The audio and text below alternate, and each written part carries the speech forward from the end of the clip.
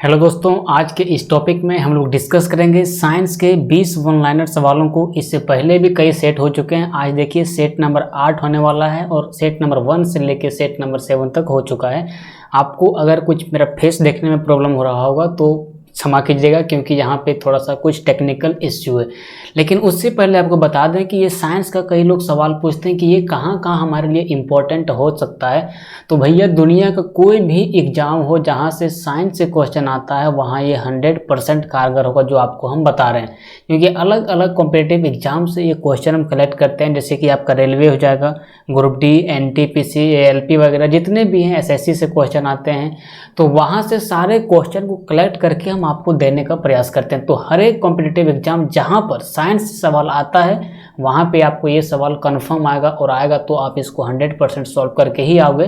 तो देखिए आज हम लोग स्टार्ट करेंगे 20 वन लाइनर सवाल। लेकिन उससे पहले आपको बोलते हैं कि हमारा एनर्जी लेवल को ऊपर रखने के लिए एक बार आप लाइक का बटन और कमेंट में कुछ अच्छा कमेंट लिख दीजिए, ताकि हमारा जो उत्साह है इस आज से ज़्यादा कल हो जाए। चलिए देखते हैं हम लोग। उससे पहले कुछ मोटिवेशनल कोट।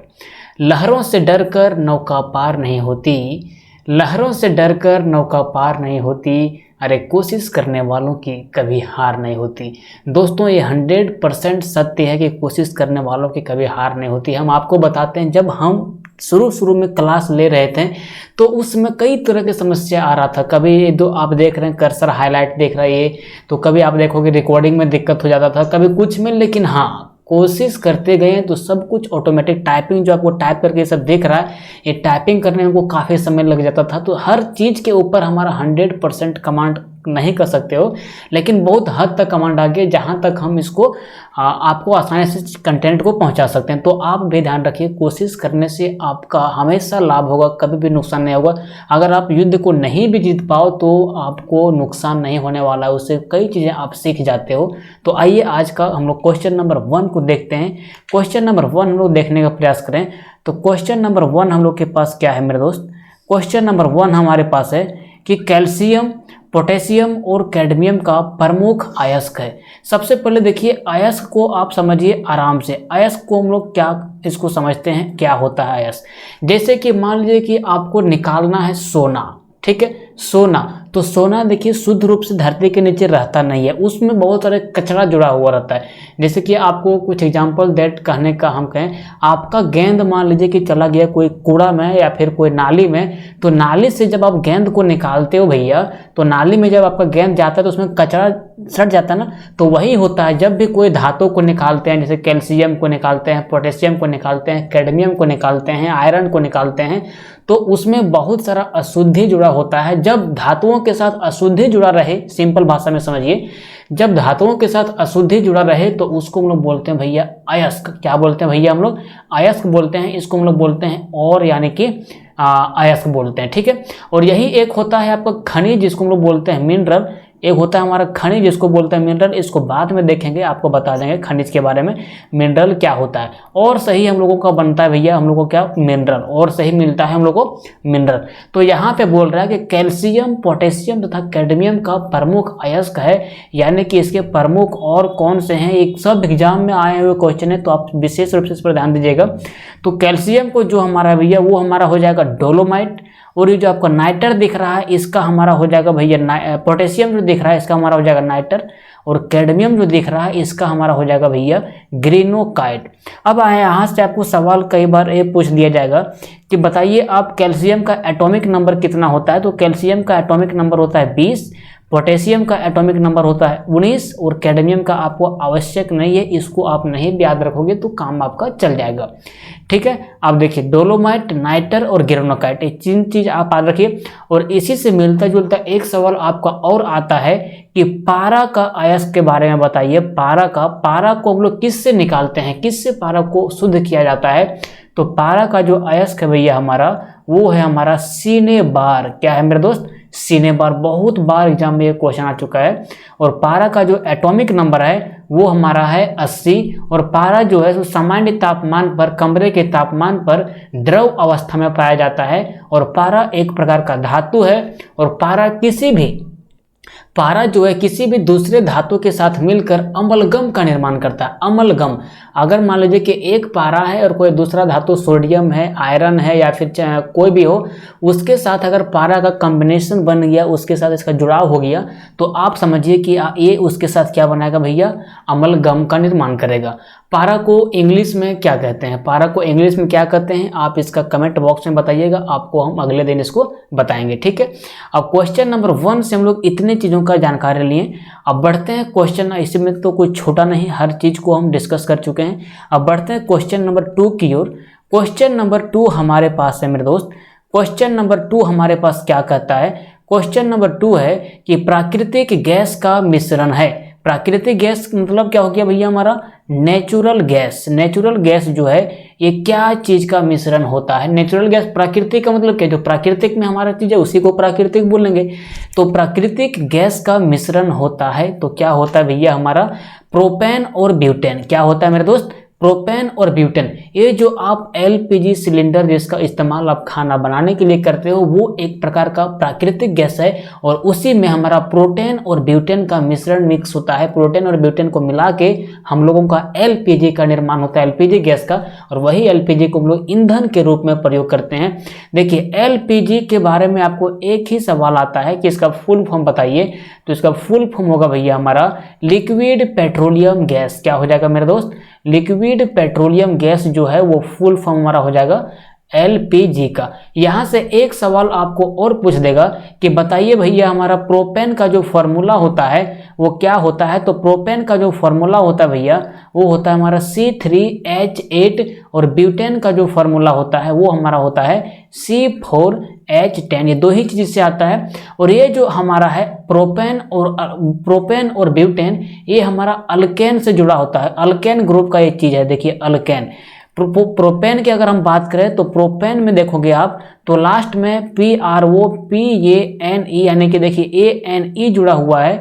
और ब्यूटेन की अगर हम बात करें तो ब्यूटेन में भी देखोगे आप तो लास्ट में हमारा ANE जुड़ा हुआ है। तो ये दोनों अल्केन ग्रुप का है। किसका है मेरे दोस्त, अल्केन का। और अल्केन का एक फार्मूला होता है CnH2n+2। क्या होता है मेरे दोस्त, CnH2n+2 इसका फार्मूला होता है। तो देखिए सबसे पहले हम लोग का आता है मीथेन, फिर आएगा हमारा इथेन, फिर आएगा प्रोपेन, फिर आएगा ब्यूटेन, और फिर आएगा पेंटेन। तो फर्स्ट नंबर में हमारा है क्या, मीथेन। तो मीथेन का हमारा डिस्कस नहीं है। सेकेंड नंबर में आता है हमारा इथेन, और थर्ड नंबर में आता है हमारा प्रोपेन। तो प्रोपेन में जो कार्बन की संख्या होता है भैया वो हमारा होता है 3। तो अगर आपको बोल दे कि प्रोपेन का आप बताइए इसका फॉर्मूला क्या होता है, तो यहाँ पे कार्बन जो है प्रोपेन के लिए 3 पुट करोगे। प्रोपेन का अगर आपको फॉर्मूला पूछे तो कार्बन आप इसके लिए 3 पुट करोगे। तो यहाँ पे कार्बन देखिए 3 पुट करोगे C3, यहाँ पे देखिए C3 आप पुट करोगे C3, तो यहाँ पे ऑटोमेटिक आपका जगह n के जगह में 3 दूना 6 और 2 8 हो जाएगा। इसको आप इसी तरह से आप ब्यूटेन का करके देखिएगा। ब्यूटेन का फॉर्मूला आपका आ जाएगा C4H10, ठीक है। तो क्वेश्चन नंबर 2 इस तरह से कंप्लीट होता है। देखते हैं क्वेश्चन नंबर 3। क्वेश्चन नंबर 3 हमारा है भैया, अभी आपको बताएं प्राकृतिक गैस का मिश्रण क्या होता है, प्रोपेन और ब्यूटेन होता है।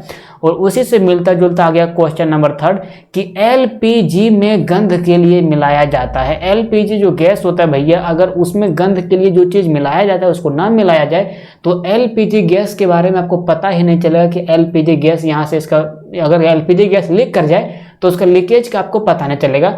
इसलिए एलपीजी में गंध के लिए जो मिलाया जाता है भैया वो हमारा मिलाया जाता है मिथाइल मरकप्टेन। ये सल्फर का मतलब कह सकते हो सल्फर से मिलता जुलता रहता है। जैसे प्याज काटते हैं उसका गंध आता है, लहसुन काटते हैं उसका गंध आता है, उसी तरह से मिथाइल मरकप्टेन का जो होता है मेरे दोस्त, इसका जो है सो क्या आता है, गंध आता है। किस में, जब एलपीजी में इसको मिला देते हैं। एलपीजी का फुल फॉर्म हमारा हो गया लिक्विड पेट्रोलियम गैस, ठीक है, क्या, लिक्विड पेट्रोलियम गैस। अब बढ़ते हैं क्वेश्चन नंबर 4 की ओर।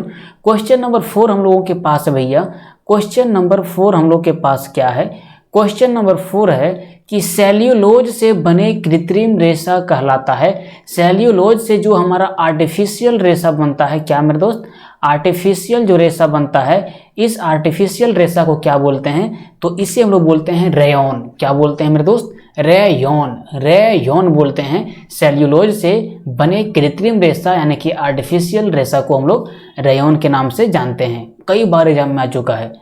अब बढ़ते हैं क्वेश्चन नंबर 5 की ओर। क्वेश्चन नंबर 5 हमारा देखिए, क्वेश्चन नंबर 5 मोस्ट इंपॉर्टेंट है कि हीरा का आपेक्षिक घनत्व तथा अपवर्तनांक क्या होता है। हीरा को आप सभी जानते हैं, इंग्लिश में इसको हम लोग बोलते हैं डायमंड, और इसका आपेक्षिक हम लोग बोलते हैं रिलेटिव, ठीक है। थोड़ा थोड़ा जो इसको इंग्लिश नहीं पता है उसको, घनत्व को हम लोग बोलते हैं इंग्लिश में डेंसिटी, घनत्व को हम लोग बोलेंगे डेंसिटी, और अपवर्तनांक को बोलेंगे हम लोग रिफ्रैक्टिव इंडेक्स। क्या बोलेंगे मेरे दोस्त? रिफ्रैक्टिव इंडेक्स बोलेंगे। किसको? तो इसको बोलेंगे अपवर्तनांक को। तो हीरा का आपेक्षिक घनत्व यानी कि रिलेटिव डेंसिटी और रिलेटिव रिफ्रैक्टिव इंडेक्स कितना होता है, तो इसको आप सीधा आज रख लीजिए 2.2 इसका होता है भैया घनत्व यानी कि डेंसिटी। घनत्व का मतलब क्या हो गया?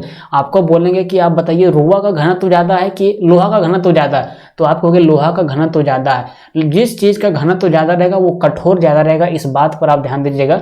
तो हीरा का जो आपेक्षिक घनत्व होता है भैया वो हमारा होता है 2.2, और इसका जो अपवर्तनांक होता है रिफ्रैक्टिव इंडेक्स होता है वो हमारा होता है 2.42। देखिए आप कहोगे कि 2.2 इसका घनत्व के बारे में आप बताएं, लेकिन इसका क्या घनत्व का कोई मात्रक नहीं होता है, कोई यूनिट नहीं होता है। तो हम कहेंगे भैया यूनिट इसका होता है 110% यूनिट होता है, लेकिन यहाँ पे यूनिट क्यों नहीं होगा? जहाँ भी आपको रिलेटिव आ जाए, जहाँ भी रिलेटिव आपको आ जाए यानी कि आपेक्षिक घनत्व के बारे में बात कर दिया जाए, मतलब कोई भी चीज़ के आगे अगर आपेक्षिक जुड़ दिया जाए तो उसका जो यूनिट होता है वो ऑटोमेटिक गायब हो जाता है, क्योंकि आपेक्षिक का मतलब होता है तुलना करना। जैसे x का हम तुलना करेंगे y से, तो इसका जो यूनिट होगा सो और इसका जो यूनिट होगा सो, वो दोनों क्या होगा? कट जाएगा और सिर्फ x बटा y बचेगा। उसी तरह से आपेक्षिक घनत्व में आपेक्षिक के कारण जो घनत्व का जो होता है यूनिट, वो यूनिट ऑटोमेटिक हट जाएगा और इसका सिर्फ जो है सो डिजिट बचेगा 2.2 और 2.42। ये जो भी बता रहे हैं भैया एग्जाम में कन्फर्म आया हुआ है, इसीलिए क्योंकि अचानक बताने का हमारे पास भी टाइम नहीं है, हमारे दिमाग में भी लोड करने का उतना मेमोरी नहीं है कि हम अचरक डाल के आपको बताने का प्रयास करें। इसलिए हमेशा ध्यान दीजिएगा, हर एक क्वेश्चन जो है सो उतना ही जानकारी आपको देते हैं जितना एग्जाम में आता है। जो आपको समझाने के लिए मुझे इंपॉर्टेंट लगता है, अप्रोप्रिएट लगता है, वही आपको बताने का प्रयास करते हैं। अब बढ़ते हैं क्वेश्चन नंबर 6 की ओर। क्वेश्चन नंबर 6 हमारा है भैया, क्वेश्चन नंबर 6 का हम लोग बात करें तो क्वेश्चन नंबर 6 हमारा है कि सामान्य ताप एवं दाब पर विभिन्न गैसों के 1 ग्राम अणु का यानी कि 1 ग्राम मोल का जो हमारा आयतन होता है, जो हमारा वॉल्यूम होता है, वो वॉल्यूम कितना होता है? तो इसका सही उत्तर होगा भैया हमारा 22.4 लीटर। इसको सीधा आप याद कर लीजिए, कितना होता है? 22.4 लीटर। बहुत सारा लड़का को घनत्व के बारे में और एरिया के बारे में पता नहीं चलता है। घनत्व के बारे में, घनत्व नहीं, आयतन के बारे में और एरिया के बारे में, आयतन के बारे में और क्षेत्रफल के बारे में पता नहीं होता है। तो एक बार आप देख लीजिए, मान लीजिए कि ये हमारा कोई बर्तन है, ये कोई बर्तन है, तो एक कोई जो बर्तन है भैया, इसका ये सतह वाला जो क्षेत्रफल हम लोग निकालते हैं, इसमें ये सतह को हम लोग अगर माप करेंगे तो इसको हम लोग बोलेंगे क्षेत्रफल, इसको हम लोग बोल देंगे क्षेत्रफल। लेकिन ये पूरे जगह का, जैसे मान लीजिए कि ये हमारा बर्तन है, ये हमारा बर्तन है, तो इसका हम लोग निकालें ये वाला, तो इसको हम लोग बोल दें क्षेत्रफल। लेकिन इसमें इसके अंदर जितना भी चीज़ आ सकता है, अगर इसको भी हम लोग निकाल दें तो इसको हम लोग बोल देते हैं भैया हम लोग आयतन। इस बात को आप ध्यान दीजिएगा। अगर एक गिलास में पानी भरा है, एक गिलास में, यही गिलास मान लीजिए आपको नीचे जो दिख रहा है, इसमें अगर पानी भरा है तो आपको बोलेगा, अगर निकालने के लिए तो बोलेगा गिलास का क्षेत्रफल निकालो, और अगर बोलेगा कि पानी का निकालिए कुछ, तो पानी का आपको बोलेगा आयतन निकालो। क्या निकालो? आयतन, क्योंकि पानी पूरे गिलास में भरा हुआ रहता है, इसलिए आपको पानी का आयतन निकालने बोलता है। और अगर आपको पानी का आयतन निकालने ना बोले तो आपको गिलास का क्षेत्र आयतन निकालने का भी नहीं बोलेगा गिलास का आप निकालिए क्या? क्षेत्रफल। अगर गिलास का आयतन बोल देगा तो समझ लीजिए कि उसके अंदर का भी मटेरियल जो है उसका भी हम लोग क्या करेंगे? माप को निकाल के बाहर निकाल देंगे। तो आप ध्यान दीजिएगा, ये मैथ का खैर सवाल था। आयतन और क्षेत्रफल में आसमान जमीन का फर्क होता है भैया। आयतन का अगर आपको यूनिट पूछेगा ना तो इसका यूनिट होता है हमारा मीटर क्यूब, और क्षेत्रफल का अगर यूनिट पूछेगा ना तो इसमें होता है मीटर स्क्वायर।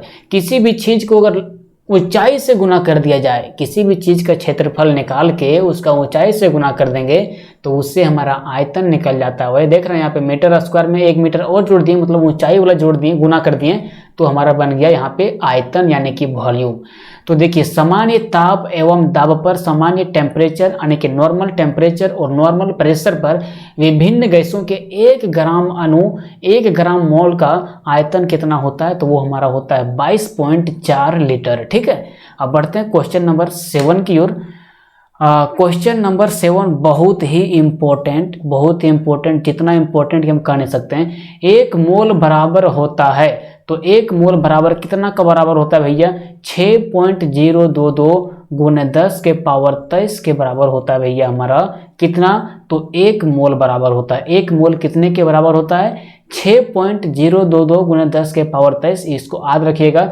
यहाँ पे देखिए 22 है और यहाँ पे देखिए 23 है, तो इसको थोड़ा सा न्यूमेरिक्स लगाने का प्रयास कीजिएगा कि 1 मोल जो बराबर होता है भैया वो 6.022 गुने 10 के पावर 23 के बराबर होता है। ठीक है, आप बढ़ते हैं क्वेश्चन नंबर 8 की ओर। क्वेश्चन नंबर 8 हमारा है, ये भी बहुत ही इंपॉर्टेंट है, कई बार एग्जाम में सवाल आ चुका है कि बर्फ का द्रव्यनांक एवं हिमांक होता है। द्रव्यनांक का मतलब क्या हो गया, मतलब ये किस पर द्रव अवस्था में आने के लिए स्टार्ट हो जाएगा। जैसे कि बर्फ है भैया हमारा, तो बर्फ अगर पिघलेगा तो किस अवस्था में आएगा, बर्फ मान लीजिए कि पूरा टाइट है, तो टाइट चीज को हम लोग बोलते हैं ठोस। तो ठोस से अगर वो पिघलेगा तो द्रव की अवस्था में आएगा, द्रव से अगर वो पिघलेगा तो गैस की अवस्था में आएगा। तो बोलता है कि बर्फ का द्रव्यनांक एवं हिमांक कितना होता है। हिमांक का मतलब जमने की प्रक्रिया और द्रव्यनांक का मतलब क्या हुआ कि ठोस से वो मतलब कह सकते तो पिघलने की प्रक्रिया, पिघलने की प्रक्रिया द्रव्यनांक कहलाएगा और जमने की प्रक्रिया हमारा हिमांक कहलाएगा। इसको याद रखिएगा। हिमांक को हम लोग इंग्लिश में बोलते हैं फ्रीजिंग, क्या बोलते हैं इसको, फ्रीजिंग। तो बर्फ का द्रव्यनांक और इसका हिमांक कितना होता है, तो वो होता है हमारा 0 डिग्री सेल्सियस पर। अगर 1 डिग्री सेल्सियस से 0 डिग्री सेल्सियस की ओर अगर आएगा कोई टेम्परेचर, मान लीजिए कि ये हमारा टेम्परेचर है और यहाँ पे हमारा 0 डिग्री है, यहाँ से हमारा मान लीजिए कि 1 2 3 इधर आपका -1 -2 -3 है। तो अगर हमारा मान लीजिए कि 2 से हमारा 1 0 की तरफ कोई डेटा आया, मतलब 2 से अगर हमारा 0 की तरफ टेम्परेचर गया, तो ये हमारा हिमांक के बारे में बता रहा है। क्योंकि टेम्परेचर क्या हो रहा है, घटता है, और कोई भी चीज़ का टेम्परेचर घटेगा तो वो क्या होगा, द्रव्य अवस्था से वो ठोस अवस्था में आ जाएगा। और जब टेम्परेचर बढ़ेगा, मतलब 0 से अगर इधर 1 2 3 4 की तरफ जाएगा, तो इससे हम समझेंगे कि वो हमारा द्रव अवस्था में आ रहा है। कोई भी चीज़ अगर ठोस से पिघलेगा तो द्रव की अवस्था में ही जाएगा। तो देखिए बर्फ का द्रव्यनांक और हिमांक जो होता है वो हमारा होता है 0 डिग्री सेल्सियस। ठीक है, अब बढ़ते हैं क्वेश्चन नंबर 9 की ओर। क्वेश्चन नंबर 9 हम लोगों के पास है, क्वेश्चन नंबर 9 हमारे पास है बहुत इंपॉर्टेंट, रिएक्टर में नियंत्रक छड़ के रूप में प्रयोग होता है। देखिए रिएक्टर के बारे में, यहाँ परमाणु बम के बारे में बात किया जा रहा है, एटम बम के बारे में बात किया जा रहा है। आप कह सकते हो एटॉमिक जो एनर्जी का निर्माण होता है उसके बारे में बात कर रहे हैं, तो रिएक्टर वही होता है। तो देखिए रिएक्टर में मतलब जहाँ पे परमाणु ऊर्जा का निर्माण किया जाता है, वहाँ पे नियंत्रक छड़ के रूप में, आपको सभी को पता है कि अगर वहाँ पे नियंत्रक छड़ का कोई भी रिएक्टर में जहाँ पे परमाणु ऊर्जा का निर्माण होता है, वहाँ पे अगर रिएक्टर ना लगाया जाए तो न्यूट्रॉनों की संख्या जो है सो वो हमारा कह सकते हो आप कोरोना वायरस की तरफ बढ़ता है। पहले 3 हो जाएगा, फिर उसका 3 गुना 9 हो जाएगा, फिर उसका 3 गुना 9 27 हो जाएगा। तो ऐसे ऐसे न्यूट्रॉन हमारा बढ़ते जाएगा और एनर्जी कभी खत्म, मतलब एनर्जी जो है सो बहुत तेज हो जाएगा एक स्थिति पर, और उससे भारी विनाश का मतलब सामना करना पड़ता है। इसीलिए रिएक्टर में जो है सो नियंत्रक छड़ का प्रयोग किया जाता है। नियंत्रक छड़ का प्रयोग क्या होता है, जो एक्स्ट्रा न्यूट्रॉन निकलता है उस न्यूट्रॉन को ये कैप्चर कर लेता है अपने अंदर, और जो रिएक्शन का दर है वो कांस्टेंट बनाए रखता है। तो इसमें क्वेश्चन में देखिए रिएक्टर में नियंत्रक छड़ के रूप में प्रयोग होता है, तो उसमें प्रयोग होता है भैया हमारा बोरॉन का और कैडमियम का। इसको याद रखिएगा, कैडमियम का और बोरॉन का प्रयोग होता है। और ये क्या करता है भैया, ये जो है तो एक्स्ट्रा न्यूट्रॉन को क्या करता है, सोखने का काम करता है। किसको, एक्स्ट्रा न्यूट्रॉन को। तो इसको याद रखिएगा, रिएक्टर में नियंत्रक के छड़ के रूप में प्रयोग होता है तो कैडमियम का और हमारा बोरॉन का। देखिए ये सबसे पहला रिएक्टर के बारे में आपको पूछेगा तो इसके बारे में थोड़ा सा, इसके बारे में मेरा दिमाग स्टेप कर रहा है, लेकिन याद रखिएगा पहला जो रिएक्टर बना था वो हमारा अप्सरा था। सबसे पहला रिएक्टर जो था हमारा वो अप्सरा था। क्या था भैया? वो हमारा अप्सरा था। एग्जाम में कई बार आते हैं। अब बढ़ते हैं क्वेश्चन नंबर 10 की ओर। क्वेश्चन नंबर 10 हम लोगों के पास है और ये भी भारी इंपॉर्टेंट क्वेश्चन, कई बार एग्जाम में आ चुका है और इससे रिलेटेड क्वेश्चन एक नहीं कई सारे। जैसे कांच में किस रंग का वेग सबसे अधिक होता है? देखिए, कांच को समझने से पहले आप इस प्रिज्म को समझिए मेरे दोस्त। इस प्रिज्म को आप समझिए। इस प्रिज्म को न्यूटन ने सबसे पहले ये सातों रंग को देखा था। न्यूटन ने क्या किया था, इधर से एक लाइट को पास करवाया और ये जो हमारा है भैया, ये हमारा प्रिज्म है। याद रखिएगा, ये हमारा प्रिज्म है। जब लाइट को इस प्रिज्म से पार करवाया, प्रिज्म एक प्रकार का कांच ही होता है, तो इन्होंने देखा कि लाइट 7 रंगों में विभक्त होता है। ये आपका हो गया रेड, फिर आपका हो जाएगा अलग अलग रंग, फिर आपका अलग रंग, फिर आपका अलग रंग, अभी बताएंगे आपको ट्रिक से। फिर आपका अलग रंग मतलब 1 2 3 4 5, फिर दूसरा रंग और फिर ये आपका रंग। तो सबसे नीचे में उन्होंने देखा कि वायोलेट रंग था। सबसे नीचे उन्होंने देखा कि बैगनी रंग था, यानी कि वायोलेट रंग था। और सबसे ऊपर में उन्होंने देखा कि रेड रंग था, यानी कि लाल रंग था। क्या था भैया? लाल रंग था। और बीच में आपका यहाँ पे हो जाएगा इंडिगो, यहाँ पे हो जाएगा ब्लू, और यहाँ पे हो जाएगा ग्रीन, और यहाँ पे हो जाएगा येलो, और यहाँ पे हो जाएगा आपका ऑरेंज। तो उन्होंने देखा कि सबसे अधिक वेग जो चीज कम विचलित होगा भैया, उसी का तो स्पीड ज़्यादा होगा। मान लीजिए कि आप सड़क में बाइक चला रहे हैं, तो आपको जितना घुराहट आएगा आपका बाइक का स्पीड उतना धीरे होगा, और आप जितना सीधा जाओगे आपका बाइक का स्पीड उतना अधिक होगा। वही हाल देखा उन्होंने। देखा अरे भैया कि यहाँ से हम लोग पास किए लाइट को, जब प्रकाश को जब हम लोग यहाँ से पार किए, तो वायोलेट सबसे नीचे आ गया, एकदम ऐसे मुड़ गया। लाल रंग जो हमारा थोड़ा कम मुड़ा। तो देखा उन्होंने कि जो कम मुड़ा, जो कम डेविएट हुआ, उसका जो वेग था, उसका जो तरंगदैर्घ्य, उसका जो वेग था, यानी कि उसका जो वेलोसिटी था, वो सबसे अधिक था। वही उन्होंने देखा किसने? न्यूटन ने। और इसी से आपको बता दिया जाता है कि कांच में किस रंग का वेग सबसे अधिक होता है, तो वो हमारा लाल रंग का वेग सबसे अधिक होता है। और बोलेगा सबसे कम किसका होता है, तो आप बोलिएगा वायोलेट कलर का होता है। अब इससे एक चीज आपको और ध्यान रखिएगा, अगर ये ऑप्शन में ना रहा कि जो कम डेविएट होगा, तो आपको एक ऑप्शन में देगा कि जो कम प्रकीर्णन होगा, जो रंग कम प्रकीर्णन होगा, वो सबसे अधिक दूरी तक जाएगा। मान लीजिए कि आप बीच रास्ते में जा रहे हैं, मान लीजिए कि आपको कुछ एग्जांपल देते हैं। मान लीजिए कि ये हमारा ब्लू रंग है और ये हमारा रेड रंग है। तो ब्लू रंग को अगर लोग छितराएंगे, इसको एकदम पूरा ऐसे फेंक देंगे, तो ब्लू रंग क्या होगा, मतलब छितरा जाएगा बहुत ज़्यादा। और लाल रंग को थोड़ा सा कम छितराएंगे, मतलब इसको धीरे से फेंकेंगे, तो लाल रंग हम लोग को दिखेगा और ज़्यादा दूर तक जाएगा। और ब्लू रंग छितरा के बस यहीं खत्म हो जाएगा। तो ब्लू रंग का जो हमारा होता है, वो जो इसका प्रकीर्णन होता है, वो सबसे अधिक हो जाता है। सबसे अधिक ब्लू रंग क्या हो जाता है भैया? स्कैटर हो जाता है, मतलब फैल जाता है। इसलिए ब्लू रंग का जो होता है, याद रखिएगा, ब्लू रंग का जो हमारा होता है, इसका स्पीड वो कम होता है, और रेड लाइट का जो स्पीड होता है वो हमारा सबसे अधिक होता है। तो याद रखिएगा, कांच में किस रंग का वेग सबसे अधिक होता है, तो वो हमारा होता है भैया लाल रंग का। ये आपका 9, 10 में भी है और 12th में भी है, दोनों में है। अगर 12th आप साइंस बैकग्राउंड से हैं तो आपको पढ़ाया गया होगा इसमें, ऑप्टिक्स चैप्टर में ये सब चीज़ को आपको पढ़ना पड़ता है। ठीक है, अब बढ़ते हैं क्वेश्चन नंबर 11 की ओर। क्वेश्चन नंबर 11 हम लोगों के पास है भैया, क्वेश्चन नंबर 11 हम लोग के पास है कि पानी में डूबा हुआ हवा का बुलबुला। मान लीजिए कि ये आपका पानी है और इसमें कोई बुलबुला आपको ये दिखता है, तो वो किस तरह से मतलब रिएक्ट करता है, वो किस तरह के भांति वो प्रतीत होता है पानी के अंदर बुलबुला, तो वो हमारा हो जाता है भैया अवतल लेंस की भांति प्रतीत होता है, यानी कि कॉनकेव लेंस की भांति क्या होता है मेरे दोस्त? कॉनकेव लेंस की भांति क्या होता है? वो प्रतीत होता है। ठीक है, अब बढ़ते हैं क्वेश्चन नंबर 12 की ओर। शायद आपको मेरा फेस देखने में और प्रॉब्लम हो रहा होगा, तो खैर आपको हम ए साइड में देख रहे होंगे, ए साइड ऐसे, तो मैनेज कीजिएगा थोड़ा सा। क्वेश्चन नंबर 12 की बात करते हैं। क्वेश्चन नंबर 12 हमारा है भैया, ये भी कई बार एग्जाम में आ चुका है। क्वेश्चन नंबर 12 हम लोगों के, एक सेकेंड, ये रेड कहाँ से आ गया मेरे दोस्त? क्वेश्चन नंबर 12 जो हमारा है वो समतल दर्पण में, यानी कि प्लेन मिरर में बना प्रतिबिंब होता है। तो प्लेन मिरर में बना प्रतिबिंब क्या होता है, जैसे कि मान लीजिए कि आप यहाँ पे खड़ा हैं, ये आप यहाँ पे खड़ा हैं और यहाँ पे आपका जो है सो वो हमारा मिरर है। तो जितना बड़ा आपका फेस है उतना ही बड़ा आपका फेस को मिरर दिखाएगा।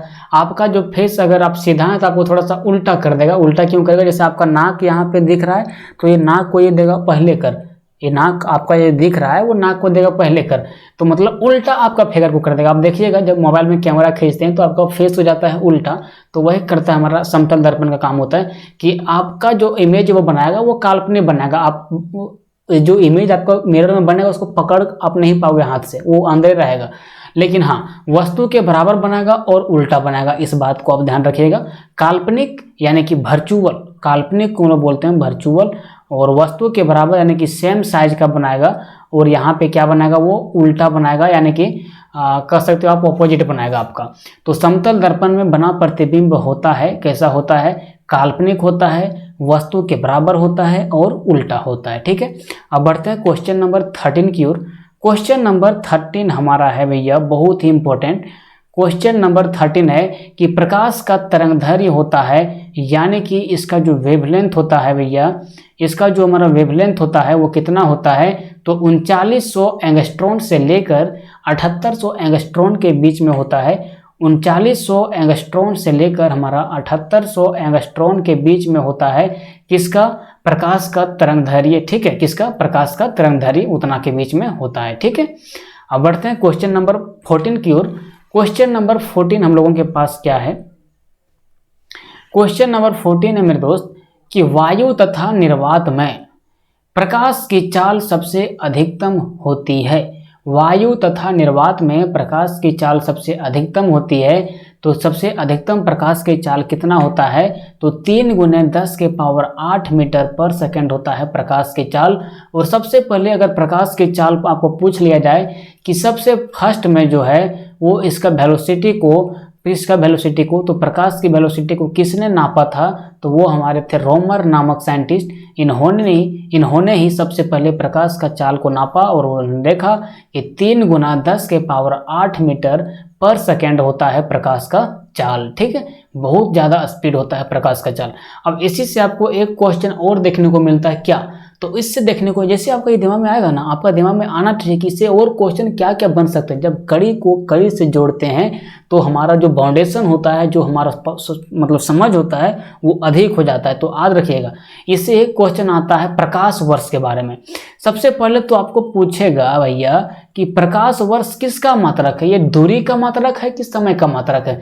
तो जैसे आप वर्ष देखते हो ना, तो देखते हो वर्ष का मतलब तो समय हम लोग काउंट करें, लेकिन नहीं, प्रकाश वर्ष जो है वो हमारा दूरी का मात्रक होता है। याद रखिएगा, ये जो हमारा यूनिट होता है ना प्रकाश वर्ष, ये हमारा होता है दूरी का यूनिट। और यहाँ से आपको पूछ लिया जाएगा कि यहाँ से आप बताइए कि एक प्रकाश वर्ष बराबर कितना होता है, तो वो हमारा होता है 9.46 × 10⁻15 मीटर होता है। कितना होता है भैया, 15 मीटर होता है। इसको विशेष रूप से याद रखिएगा, कई बार एग्जाम में आ चुका है।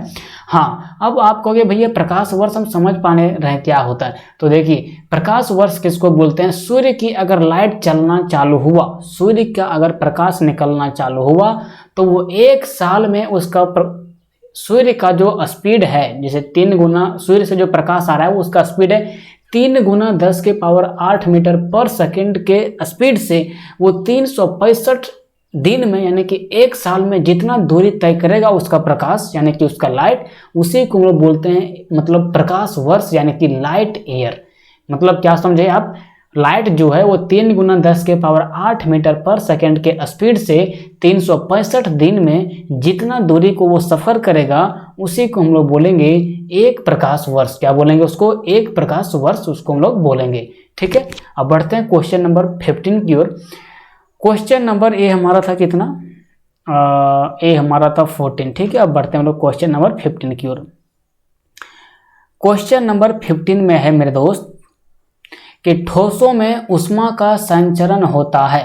ठोसों में जो हमारा होता है वो हीट का संचरण कैसे होता है, हीट आगे कैसे बढ़ता है, तो ठोस में जो हीट बढ़ता है भैया वो कंडक्शन विधि से बढ़ता है, यानी कि चालन विधि से बढ़ता है। किससे मेरे दोस्त, कंडक्शन विधि से, या फिर आप कह सकते हो चालन विधि से बढ़ता है। देखिए ऊष्मा 3 तरह से संचरण होता है। अगर आपको जो बोलेगा ऊष्मा कितने तरह से संचरण होता है तो 3 तरह से बोलिएगा। एक तो मान लीजिए कि ये आपका धातु है, यहाँ आपका ऊष्मा दे दिए तो ऑटोमेटिक ऊष्मा इधर आपका सफर करने लगेगा। एक क्या होता है, सूर्य के प्रकाश से आपको बिना संपर्क में आए ऊष्मा का आपके अंदर यहाँ पे संचरण हो जाएगा। और एक तीसरा क्या होता है वो आप कमेंट बॉक्स में बताइएगा, इसके बारे में आपको कल बताएं। कुछ टास्क आपको भी मिलना जरूरी है, अगर आपको ना मिले तो आप जो है रास्ते से भटक जाएगा। इसलिए आप बताना कि एक जो सूर्य के प्रकाश से जो ऊष्मा आता है वो हमारा हो गया रेडिएशन के माध्यम से, एक चालन द्वारा जो आपको मतलब संपर्क में आने के बाद होता है, धातु यहाँ से यहाँ है तो ऊष्मा का संचरण होगा, कंडक्शन विधि। और तीसरा कौन सा विधि होता है उसको आप कमेंट बॉक्स में बताइएगा, ठीक है। अब बढ़ते हैं क्वेश्चन नंबर 16 की ओर। क्वेश्चन नंबर 16 क्या बोलता है भैया, कान पर ध्वनि का प्रभाव रहता है। कान पर मान लीजिए कि आपको कोई कुछ बात बोला तो आपका कान उसको कितने देर तक मतलब अपने कान में सुन सकता है, मतलब स्टोर करके रख सकता है, बोल सकते हो। कान पर मतलब उस ध्वनि का प्रभाव आपके बॉडी के ऊपर कितना देर तक रहेगा तो वो हमारा होता है 1/10 सेकेंड। कितना मेरे दोस्त, 1/10 सेकेंड। मतलब 1 सेकेंड का भी 10वां भाग में, मतलब 1 सेकेंड होने में जितना हम लोग को अवधि लग जाता है, जितना ड्यूरेशन लगता है उसका भी 10वां भाग कर दोगे ना तो कान पर जो ध्वनि का प्रभाव होता है उतना ही देर तक रहता है। मतलब 1/10 सेकेंड, इसको आप कह सकते हो 0.1 सेकेंड तक आपके कान के ऊपर ध्वनि का प्रभाव रहता है। और ये सब क्वेश्चन सारा एग्जाम में आया हुआ है तो आप किसी को स्किप नहीं कर सकते हो, इस बात को आप ध्यान रखना। क्वेश्चन नंबर 17 की ओर बढ़ते हैं हम लोग। क्वेश्चन नंबर 17 हम लोगों के पास है। हाँ, इसका अगर पीडीएफ आपको चाहिए तो कमेंट टेलीग्राम चैनल का लिंक आपको डिस्क्रिप्शन में मिल जाएगा। वहाँ पे कई तरह के लिंक हैं तो सब पर क्लिक होकर हमारे साथ जुड़ सकते हैं और हमारे साथ फ्री पीडीएफ का आनंद ले सकते हैं, ठीक है। अब देखिए हमारा क्वेश्चन नंबर 17 है। क्वेश्चन नंबर 17 है, प्रतिध्वनि को सुनने के लिए श्रोता एवं परावर्तन सतह के बीच की न्यूनतम दूरी होनी चाहिए। तो कितनी होनी चाहिए तो वो हमारा होना चाहिए कितना, 17 मीटर। कितना होना चाहिए मेरे दोस्त, 17 मीटर होना चाहिए। एकदम सही है, 17 मीटर होना चाहिए। प्रतिध्वनि सुनने के लिए श्रोता एवं परावर्तन सतह के बीच की न्यूनतम दूरी होनी चाहिए। ये मान लीजिए श्रोता है और ये आपका परावर्तन सतह है तो इसके बीच का जो आपका न्यूनतम दूरी होना चाहिए वो हमारा 17 मीटर होना चाहिए। यही इसमें डिस्कस किया जा रहा है। 1 सेकंड आप रुकिएगा, आपको डिस्टर्बेंस हो रहा होगा। चलिए अब बढ़ते हैं क्वेश्चन नंबर 18 की ओर। क्वेश्चन नंबर 18 हमारा है, क्वेश्चन नंबर 18 हमारा क्या बोलता है भैया कि सेकेंडी लोलक का आवर्तकाल होता है। सेकेंडी लोलक का आवर्तकाल कितना होता है तो इसका आंसर इज्जत के साथ याद रख लीजिए आप, 2 सेकेंड होता है। अब कैसे होता है, ये आपका सेकेंडी लोलक है, सेकेंडी लोलक। तो एक बार लोलक किधर जाएगा और एक बार लोलक किधर आएगा तो ये दोनों के बीच का डिफरेंस कितना, इधर जाने में 1 सेकेंड, इधर आने में 1 सेकेंड, तो दोनों के बीच का डिफरेंस कितना है तो हमारा हो जाएगा 2 सेकेंड। तो सीधा आप याद रखिएगा कि सेकेंडी लोलक का जो आवर्तकाल होता है वो होता है कितना मेरे दोस्त, वो होता है हमारा 2 सेकेंड, ठीक है। वो होता है हमारा 2 सेकेंड, ठीक है। अब बढ़ते हैं क्वेश्चन नंबर 19 की ओर। क्वेश्चन नंबर 19 अब देख लें, 2 सेकेंड आपको देखा। क्वेश्चन नंबर 19 हमारा है, क्वेश्चन नंबर 19, एक सेकेंड, हाँ। क्वेश्चन नंबर 19 हमारा है मेरे दोस्त कि लोलक का द्रव्यमान निर्भर नहीं करता। लोलक का जो द्रव्यमान होता है, लोलक का मतलब झोला, जो आप झोला में झोलते हो ये वाला, इसको हम लोग लोलक बोल रहे हैं। इस बात को आप ध्यान दीजिएगा। मान लीजिए कि एक सेकेंड, हाँ ये ऐसे है ना, ऐसे। तो यहाँ पे जो टांगा हुआ है ना, 1 सेकेंड को लाल कलर करते हैं हम, तब आपको समझ में आएगा। ये जो आपको ये टांगा हुआ है ना, इसमें जो यहाँ पे ये वाला, ये जो ऊपर नीचे होता है, कभी यहाँ तो कभी यहाँ, कभी यहाँ कभी यहाँ, इसको हम लोग सिंपल भाषा में झोला बोलते हैं, लेकिन इसको साइंस भाषा में लोलक बोलते हैं। तो लोलक का द्रव्यमान निर्भर नहीं करता, तो किस पर निर्भर नहीं करता है तो इसका द्रव्यमान, देखिए इसको याद करने के लिए, इस कॉन्सेप्ट को समझने के लिए एक फार्मूला याद कीजिएगा। आवर्तकाल का जो फार्मूला होता है टाइम पीरियड का, वो होता है 2π√L/g। क्या होता है मेरे दोस्त, 2π√L/g होता है। तो लोलक का द्रव्यमान निर्भर किस पर नहीं करता है तो किस पर निर्भर नहीं करता है, लोलक का, एक सेकेंड क्वेश्चन ये गलती था, टाइपिंग मिस्टेक कर दिया, जो टाइप किया इसको। 1 सेकेंड, यहाँ पे हमको भी कंफ्यूजन आ रहा था क्या हुआ भैया। आप ये वाला जो द्रव्यमान यहाँ है ना, इसको आप काट दीजिए और इसको आप कर दीजिए आवर्तकाल। क्या कर दीजिए इसको हम लोग? आवर्तकाल। तो आवर्तकाल को हम लोग इंग्लिश में बोलते हैं टाइम पीरियड, और इसको डिनोट हम लोग करते हैं टी से, और इसका फॉर्मूला होता है 2 pi under root L by G. क्या होता है भैया हमारा? 2 pi under root 2 pi under root L by G इसका होता है फॉर्मूला। एल बराबर हो गया जो आपका लंबाई है किसका? लोलक का, और जी का मतलब जो वही 9.8 मीटर पर सेकंड होता है। तो लोलक का आवर्तकाल निर्भर नहीं करता, तो ये देखिए लंबाई पर निर्भर कर रहा है और जी पर निर्भर कर रहा है। जी पर भी नहीं निर्भर कर रहा है, जी का तो वैल्यू कांस्टेंट 9.8 मीटर पर सेकंड स्क्वायर। तो देखिए ये सिर्फ लंबाई पर निर्भर करता है। यहाँ पे देखिए कहीं पे द्रव्यमान यानी कि मास के बारे में डिस्कस किया गया है। इस फॉर्मूला में अगर आप देखोगे मेरे दोस्त, तो कहीं भी आप नहीं देखोगे कि यहाँ पे मास का डिस्कस किया गया है। तो जो लोलक का आवर्तकाल होता है ना, वो मास पर डिपेंड नहीं करता, द्रव्यमान पर डिपेंड नहीं करता है, वही क्वेश्चन कर रहा है। यहाँ पे थोड़ा सा टाइपिंग मिस्टेक था, यहाँ पे द्रव्यमान के जगह पे हमारा होगा आवर्तकाल। इसको हम लोग सुधार दिए हैं, आपको पीडीएफ में सुधारा हुआ कंटेंट मिलेगा। अब बढ़ते हैं क्वेश्चन नंबर, तो शायद आज हमारा क्वेश्चन नंबर 19 तक में खत्म होता है। मिलते हैं नेक्स्ट वीडियो में। अगर वीडियो आपको अच्छा लगा हो तो अपने दोस्तों के साथ प्लीज़ शेयर जरूर कीजिए, जिससे कि हमारा पहुंच दूर तक हो और हमारा कंटेंट जो है सो और दिन ब दिन बेहतर हो, इसके लिए आप कामना कीजिए। मिलते हैं नेक्स्ट वीडियो में, तब तक के लिए जय हिंद, जय भारत।